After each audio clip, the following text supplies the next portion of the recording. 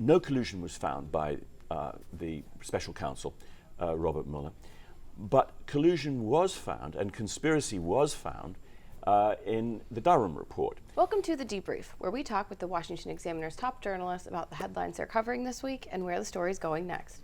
I'm Sarah Bedford, and I'm here today with Editor-in-Chief Hugo Gurdon. And Hugo, the Durham Report was finally released this past week, looking back at the origins of the Russian collusion investigation. And in your column this week, you wrote about sort of the central irony of people who cared so much about Russian meddling in the election, pushing the collusion narrative. Tell us about that. Yeah, it struck me as an extraordinary irony, Sarah, that the predicate of the Mueller investigation, the Russia collusion hoax, was that the President Trump, or rather in those days, candidate Trump and his campaign were colluding with Russia. And no collusion was found by the special counsel, Robert Mueller. But collusion was found and conspiracy was found in the Durham Report, because the FBI used the Christopher Steele dossier to renew the FISA court permission to eavesdrop on Trump campaign members.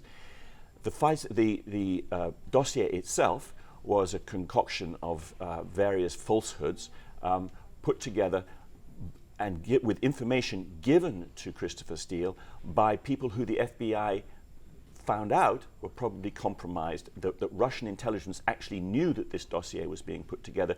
So it's not impossible that the information in the dossier was itself Russian falsehood and misdirection. So the central irony here is that that people who were acting in egregiously bad and illegal ways were doing so on the basis that they were trying to prevent Russian interference in the election and find out about it, but they were actually facilitating Russian hacking of the American political system and helped to undermine American public confidence in our political system over the course of an entire presidency. How would you characterize the reaction to this among, the media in general, but also specifically the, former FBI and DOJ people who make up the chattering class now? The response has not been a surprise. It is, of course, in the way of these things, not surprising, but also rather shocking. The people who have been pushing the collusion narrative continue to push it. Up on Capitol Hill, the Durham Report is dismissed as a 300-page smear job of the FBI. It's as though the findings of the Durham investigation, and indeed the things that had emerged before that the FBI clearly did things which were wrong, and that Hillary Clinton clearly had the idea, and her campaign had the intention of smearing their political opponent, as a stooge of Russia. It's as though those things never happened. There's no acknowledgement, there's just deflection, evasion, and counterattack. One of the things that has struck me about the coverage is how when the Mueller report came out, there was a lot of nothing in those pages. There wasn't a lot of findings, and the media took days to pore over every word, parse every phrase, and sort of have the most harsh interpretation of it possible, and have sort of completely been doing the opposite with the Durham Report. How can they sort of weather these Republican attacks on the FBI, the Republican, not attacks, but oversight and criticism and efforts to reform, if they can't sort of grapple with what Durham has uncovered? I think it's one of the ways in which Washington unfortunately distinguishes itself. We watched over the course of 7 years the Democrats managed to string out the whole collusion narrative, and whenever